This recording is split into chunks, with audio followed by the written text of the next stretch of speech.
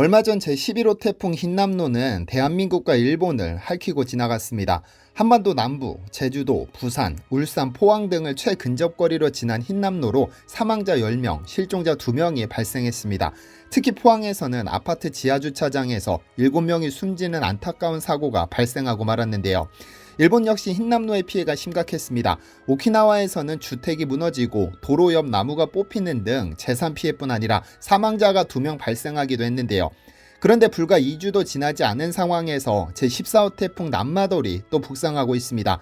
이번 14호 태풍 남마돌 역시 흰남노와 같은 슈퍼태풍으로 분류됐는데 문제는 일본을 정면으로 관통한다는 것이고 더 큰 문제는 일본 언론이 정의하는 것처럼 지난 70년 일본을 강타한 태풍 중 하나가 될 가능성이 높다는 것입니다. 좀 더 자세히 알아보겠습니다.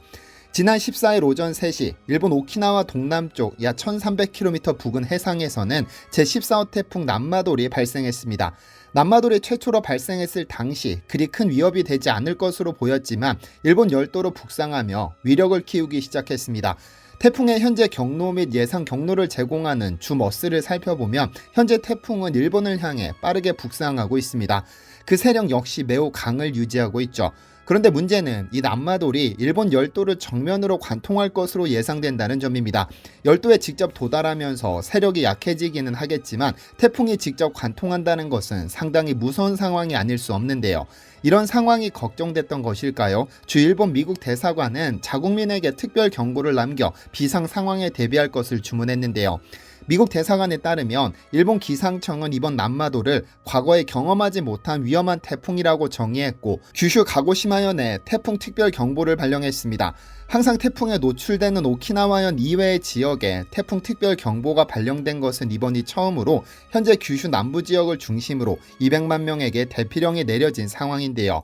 일부 언론에서는 남마돌은 지난 70년 동안 일본을 강타한 태풍 중 가장 큰 태풍 중 하나가 될 가능성이 있다고 보도하면서 상황을 예의주시하고 있는데요. 거센 바람과 극도로 많은 비를 동반하게 될 이번 태풍은 일본 남서부 섬을 강타할 것이 확실한 만큼 돌풍, 파도, 산사태 및 홍수에 대비해야 할 것으로 보입니다. 앞으로 예정된 태풍은 수없이 많습니다. 아직 탈라스가 남았고 노루 등등이 남았는데 이 태풍들이 발생하면 또다시 일본으로 북상하게 될지 아주 미미하게 끝날지는 아무도 알 수 없습니다. 다만 인명피해 없이 조용히 사그라들었으면 하고 바라봅니다. 디시멘터리에서는 여러분의 제보를 기다립니다. 제 채널에서 다뤘으면 좋겠는 뉴스 또는 널리 알려졌으면 하는 영상은 디시멘터리 네이버.com으로 보내주시면 소중히 제작하겠습니다. 시청해주셔서 감사합니다.